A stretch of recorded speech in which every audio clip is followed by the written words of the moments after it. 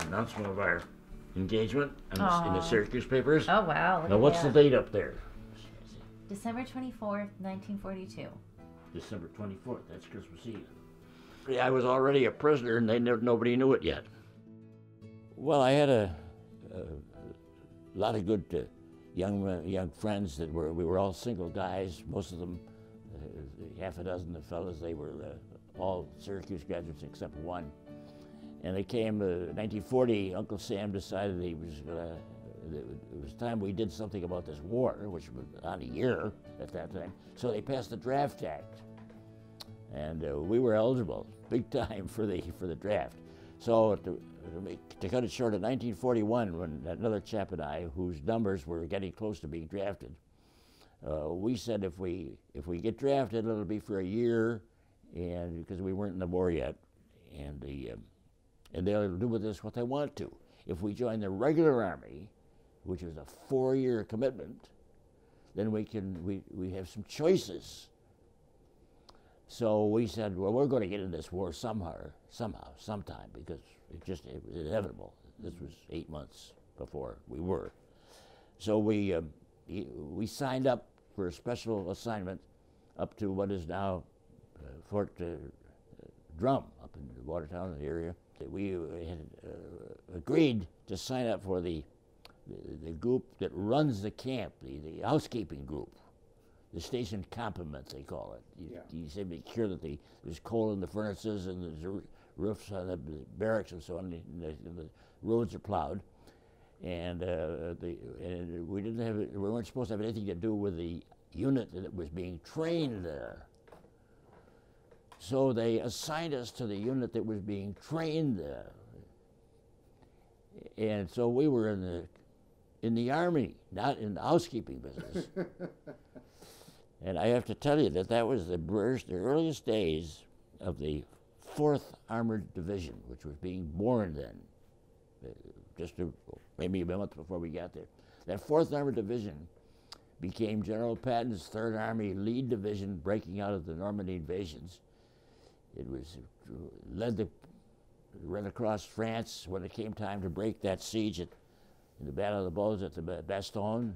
He rescued the airborne guys. 4th Armored Division led the mob. And this chap and I were right there with the beginning of that division by mistake.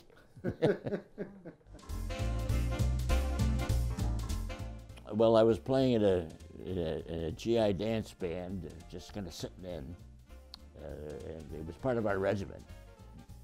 And they had a dance band within the marching band. They were playing for a dance in the city of Belfast with the doctors and nurses of the 5th General Hospital, which was on duty there. And I saw this gal dancing, and I said, my golly, she's a pretty lady. I said, I got to meet her. I went to one of the nurses that I happen to know, and I said, who was that girl over there? And she said, well, that's Olga Cassiolini. And I said, that one, she said, well, it's still Olga Cassiolini. You want to meet her? And I said, yes, I do. So she took me over and introduced me to her. And I asked her to dance, and we danced, and never went back to the band. So we had 3 dates, one a week apart, and I proposed to her. And she said yes on our 3rd date. Then I courted her for 60 days, once a week. She came out to a couple of dances at our camp. And then I left for the wars. I said, maybe someday I'll see you again, and maybe I won't. That's me. How handsome. She took that picture. Oh, 42. Yeah. Wow. That's one of the few times we're together, that 60 days. That's part of the 60 days. Oh, how nice. And there she is. Oh, beautiful. Well, I was there 32 days, and they sent me on a crazy assignment where I mingled with the Germans who were up near the city of Tunis, and there weren't supposed to be any Germans there. Me and my 8 men got captured by the Germans, And it was, well, we got captured by the Germans about 20 miles from the city of Tunis. When the war was over, I was right in the middle of Germany, crossing the Elbe River from the Russian side to the American side. It was VE Day. And I was back to the American lines, escaped from the Russians. Crawled out of the barbed wire and ran with another guy. It was an exciting time. And I started to find out where she was, because I knew that she was in Europe someplace, but I had no idea where. So the Red Cross was able to put in a call to the American telephone exchange in Paris. Found out she was way over in Alsace-Lorraine, where she had been in the Battle of the Bulge and got wounded, and that's where she was. And we talked on the phone. And they gave her 5 days detached service to come to the hospital at this camp where I was. And we decided that 3 years had gone by and we'd only courted for 60 days. We still wanted to get married. So we did. We got married in 48 hours. And took off, and it lasted 53 years. When you were a student at Syracuse, you met another lady whom 1936. Yeah. But you didn't see her until some 60 years later. That's about right. We were inseparable for 2 years. I was a senior and she was a sophomore. And I stayed around, of course, did your graduate work, so she stayed around. She was 2 years behind me. And when I got done in 38, she transferred, left Syracuse and went to Wellesley. And she graduated from Wellesley in 1940. And I saw her once in maybe 1942, I think probably for a Colgate game.